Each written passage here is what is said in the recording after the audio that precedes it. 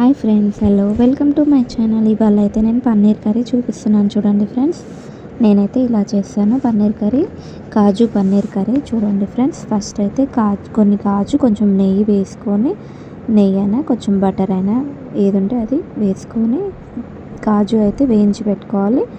అదే ప్యాన్లో నెక్స్ట్ ఒక 2 రెమ్మలు చెక్క, 2-3 ఒక 4-5 లవంగా, 2 ఇలాచి, కొంచెం సాజీరా వేసుకోవాలి.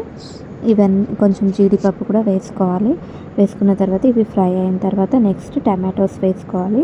టమాటోస్ ఫ్రై అయ్యాక ఆనియన్స్ కూడా వేసుకోవాలి. చూడండి ఫ్రెండ్స్, ఆనియన్స్ కూడా ఇవన్నీ కొంచెం ఫ్రై చేయాలి.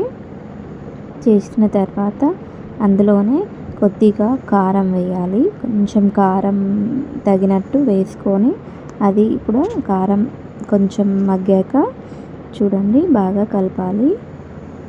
కారం స్మెల్ పోయిన తర్వాత కొంచెం పసుపు వేసుకోవాలి. ఉప్పు కూడా ఇందులోనే వేసుకోవాలి. అన్నీ ఇందులో వేసుకొని ఫ్రై చేస్తూ ఉండాలి. ఒకటొకటి వేసుకొని అది కొంచెం బాయిల్ అయ్యాక అది చల్లార పెట్టుకోవాలి ఫ్రెండ్స్. వెల్లుల్లి పేస్ట్ కూడా ఇందులోనే వేయాలి. అది చల్లారే వారికి అదే ప్యాన్లో కొద్దిగా నెయ్యి వేసుకొని చిన్నగా హాట్ వాటర్లో వాష్ చేసిన పన్నీర్ పీసెస్ అయితే ఇలా ఫ్రై చేసుకోవాలి. చూడండి, ఈ పన్నీర్ పీసెస్ బ్రౌన్ కలర్ వచ్చేలాగా వేసుకోవాలి. పచ్చిమిర్చి, క్యాప్సికమ్ ఇష్టం ఉన్న వాళ్ళైతే వేసుకోవచ్చు. వేసుకున్న తర్వాత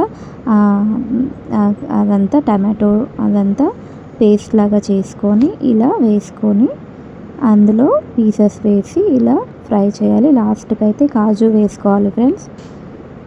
చూడండి, చాలా బాగుంటుంది. మీకు ఇలా నచ్చినట్టయితే కాజు పన్నీర్ కర్రీ లైక్ చేయండి, సబ్స్క్రైబ్ చేయండి ఫ్రెండ్స్. Bye bye.